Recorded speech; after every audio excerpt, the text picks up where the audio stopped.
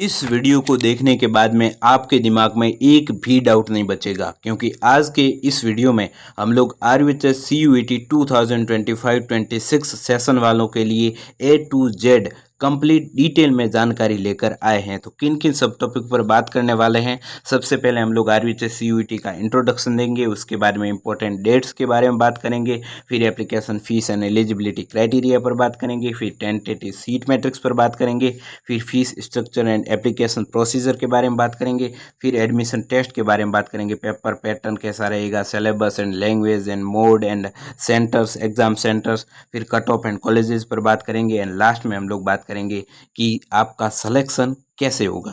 तो चलिए वीडियो को शुरू करते हैं। मैं हूं आपका दोस्त परेश कुमार, आप हैं आपके अपने प्यारे यूट्यूब चैनल नर्सिंग फैमिली पर।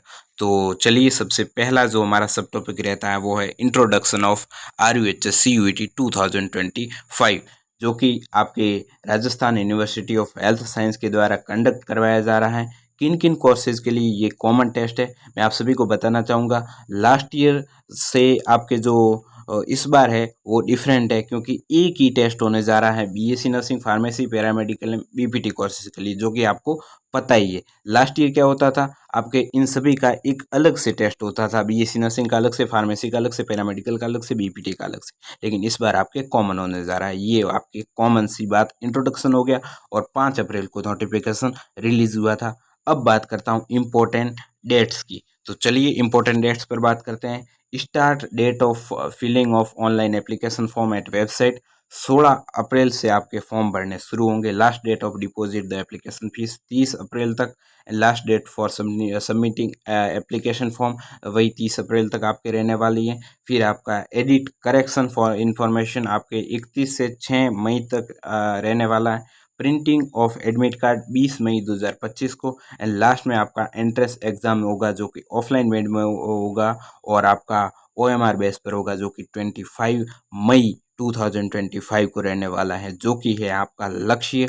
आपके जो अर्जुन को आंख दिख रही थी ना, उसी प्रकार ये आपका टारगेट है, और आपको इसको हिट करना है। अब चलते हैं नेक्स्ट स्लाइड पर, जो कि है आपके एप्लीकेशन फीस के बारे में। तो एप्लीकेशन फीस क्या रहेगी, ये भी डाउट रहता है स्टूडेंट के दिमाग में। All candidates are required to deposit non refundable, जो कि आपको रिफंड नहीं होगी कभी भी। 1800 रहती हैं आपके सभी के लिए, जनरल वालों के लिए, OBC वालों के लिए, और SC ST और ST STA कैटेगरी के लिए आपके 900 रुपये फीस रहने वाली है। The application fees is not refundable, जो कि मैं बता चुका हूँ। और अब चलते हैं next, eligibility criteria for admission. तो क्या क्या एलिजिबिलिटी क्राइटेरिया है। एलिजिबिलिटी क्राइटेरिया थोड़ा सा बड़ा हो सकता है, तो आप लोग थोड़ा सा पेशेंस रखिएगा। अभी वीडियो बहुत ही बड़ा है, आपके सारे डाउट कवर अप करने वाला हूँ। एजुकेशनल क्वालिफिकेशन की बात करूँ तो 10th और 12th, 10+2 आपके कवर की होनी चाहिए। ए candidate must have passed the senior secondary school certificate examination, तो ये आपको पता ही है, मिनिमम आपके 45% होने चाहिए। अब मैं बात करूँगा एज लिमिट की। तो एज लिमिट है, आपकी जो उम्र है वो 17 साल से अधिक होनी चाहिए, जो कि आपके 31 दिसंबर 2025 तक 17 साल आपकी उम्र पूरी होनी चाहिए। और एक जो लड़का है वो 28 साल उसकी मैक्सिमम एज होनी चाहिए, और जो फीमेल है उसकी 25 ईयर्स मैक्सिमम एज होनी चाहिए। उसके बाद में आप लोग फॉर्म फिल नहीं कर सकते। अब बात करता हूँ रिजर्वेशन की। तो the reservation of seats will be made subject to statutory provision of government. तो जो गवर्नमेंट की ओर से रिजर्वेशन है, वही सीटों में भी रिजर्वेशन आपका रहने वाला है। PWD reservation 5% shall be reserve on merit come priority in each category horizontally in accordance with annexure। तो आपके PWD कैंडिडेट के लिए भी रिजर्वेशन है। बात करूँ डोमिसाइल क्राइटेरिया की, तो admission to the course is open to all residents of India. बात करें मेडिकल फिटनेस की, तो ये सारा कुछ नॉर्मल ही है। एलिजिबिलिटी क्राइटेरिया में तो आप लोग पास ही हो। यदि आपने 12th बायो साइंस से की है तो आप लोग एग्ज़ाम दे सकते हो। हालांकि बात करूँ 45% आपके होने चाहिए, उससे ऊपर वाले सभी आप लोग स्टूडेंट एग्ज़ाम दे सकते हो।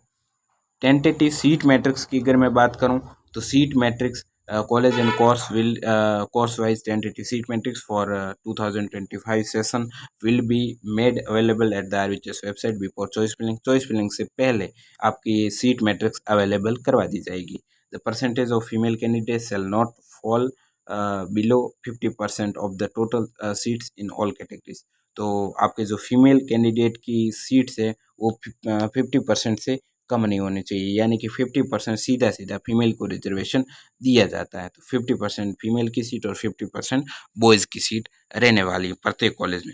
अब बात करता हूँ फीस की. तो बीएससी नर्सिंग की सबसे पहले बात करूँगा फीस की. तो गवर्नमेंट कॉलेज में आपके जो एसएमएस कॉलेज है, जो कि आपका सपना होना चाहिए, एसएमएस कॉलेज में बिल्कुल फ्री है.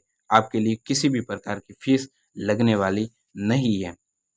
बात करूँ आपके general, OBC, MBC, EWS semi government college के लिए तो 50,000 रुपये आपके रहने वाली है फीस, और बॉयज़ के लिए आपके रहने वाली है 20,000 रुपये. तो ये आपके सेमी गवर्नमेंट के लिए रहने वाली है. और वही आपकी राज मेस के जो अंडर आती हैं वही उनकी भी वही फीस रहती है 50,000, और आपके 20,000 रहती है SC ST गर्ल्स की, एंड SC ST बॉयज़ की, एंड ऑल गर्ल्स की. ये आपकी फ़ीस रहती है. प्राइवेट कॉलेज की अगर मैं बात करूँ तो 95,000, जो कि सभी स्टूडेंट के लिए रहती हैं, चाहे आप OBC, general, SC ST category किसी भी कैटेगरी से हो. अब बात करते हैं B pharma and D pharma की. तो बी फार्मा में government department of pharmacy, B pharma में अगर बात करूँ तो प्राइवेट कॉलेज में 1,08,000 पर एनम आपकी फ़ीस होती है. साथ में 7,500 आपकी कॉशन मनी होती है, जो कि रिफंडेबल होती है. डी फार्मा की अगर मैं बात करूँ तो गवर्नमेंट में आपके 15,000 पर एनम और 3,000 आपकी कॉशन मनी होती है, जो कि रिफंडेबल आपको वापस मिल जाती है. और बात करूँ डी फार्मा में प्राइवेट कॉलेज की तो 70,000 के आसपास आपकी पर एनम फीस होती है, और आपके 7,500 कॉशन मनी होती है, जो कि रिफंडेबल होती है. अब बात करूँ फीस स्ट्रक्चर पैरामेडिकल वालों के लिए, तो फिजियोथेरेपी वालों के लिए, बीपीटी के लिए. तो बीपीटी के लिए जो आपकी फ़ीस स्ट्रक्चर रहने वाली है वो है गवर्नमेंट के लिए 90,000 per annum caution money as applicable, और प्राइवेट कॉलेज के लिए 90,000 सेम आपकी फ़ीस रहने वाली है. अब बात करता हूँ मैं आपके पैरामेडिकल वालों के लिए. तो पैरामेडिकल वालों के लिए गवर्नमेंट कॉलेज के लिए 21,000 पर एनम, और कॉशन मनी रहती है 5,000, जो कि रिफंडेबल है. और बॉयज़ SC ST के लिए आपकी जो फीस है वो 10,500 रहती है, और 5,000 उनके लिए भी कॉशन मनी रहती ही है. और प्राइवेट कॉलेज की as decided by government of Rajasthan from time to time आपकी डिसाइड होती रहती है. जैसे ही इस साल के लिए जारी होगी मैं आपको बता दूंगा. Application procedure. तो एप्लीकेशन प्रोसीजर पर अगर मैं बात करूं, before filling the online application form read the information booklet and instruction. जैसे इंफॉर्मेशन बुकलेट आएगी आपको पूरा रीड करना है application form very carefully. Application form को फिल करना है very carefully. Ensure the eligibility and other requirements. तो आपको सिंपली मैं आपको बता देता हूँ, RHS की वेबसाइट पर आपको लोगों को सबसे पहले इन्फॉर्मेशन बुकलेट डाउनलोड करनी है. अभी तक इन्फॉर्मेशन बुकलेट जारी नहीं हुई है. जैसी जारी होगी आपको डाउनलोड कर देनी है, और उसके हिसाब से आपको फॉर्म फिल करने हैं. और लास्ट में आपको ध्यान रखना है जो ID और पासवर्ड आपने बनाए हैं वो आपको सेफली रखने हैं. अब मैं बात करता हूँ आपके एडमिशन टेस्ट की. तो द एंट्रेंस एग्ज़ाम जो कि ऑफलाइन मोड में होने वाला है, 120 मिनट्स आपकी उसकी ड्यूरेशन रहेगी. इंग्लिश और हिंदी दोनों लैंग्वेज में आपके ये एग्ज़ाम कंडक्ट करवाया जाएगा. एग्जामिनेशन सेंटर की बात करूँ तो जयपुर में ही रहने वाला है. इस बार ज़्यादा स्टूडेंट हैं तो संभावना है कि जोधपुर में भी रखें. अब बात करते हैं नेक्स्ट आपके सिलेबस की. तो आपके अब पेपर पैटर्न की मैं बात कर लेता हूँ. तो 100 ऑब्जेक्टिव टाइप के क्वेश्चंस देखने को मिलती हैं. उसमें से 33 क्वेश्चंस फिजिक्स के, 33 क्वेश्चंस केमिस्ट्री के, और 34 क्वेश्चंस बायोलॉजी के देखने को मिलते हैं, जूलॉजी और बॉटनी को मिला के. ये आपका रहता है 12th क्लास का सिलेबस रहता है. इसमें each question shall have 4 option to answer, and out of which only 1 shall be correct. उसका आपको +1 मिलेगा. और यदि आपके एक क्वेश्चन गलत होता है उसका 0 मिलेगा. नेगेटिव मार्किंग इसमें है नहीं. अब चलते हैं आगे. Eligibility for 10+2 result awaited supplementary candidates. तो जिनका रिजल्ट आना है उनके लिए क्या करना है. तो for online allotments a candidate must have passed in individual subject by the time of choice filling. Choice filling तक आपका जो पास है आप लोग वो जाने चाहिए। Candidates who are presently under appeared category will be required to update the result at the RHS website. RHS website पर आपको रिजल्ट अपडेट करना होगा the notified date by entering through their login ID and password, following which their candidate shall stand cancelled or by following a procedure as may be informed at the RHS website. RHS website पर आप लोगों को inform कर दिया जाएगा। अब next आता रहे आपका रहता है चॉइस फिलिंग। चॉइस फिलिंग की अगर मैं बात करूँ तो after appearing in the entrance exam के बाद में आपकी चॉइस फिलिंग होती है, जिसकी जो फ़ीस रहती है वो 550 रुपये रहती हैं। ये भी आपकी नॉन रिफंडेबल फ़ीस होती है। और आपके जनरली इसमें काउंसलिंग होती है, 3 राउंड होते हैं और फर्स्ट, सेकंड एंड थर्ड फिर आपका इसमें एडमिशन होता है।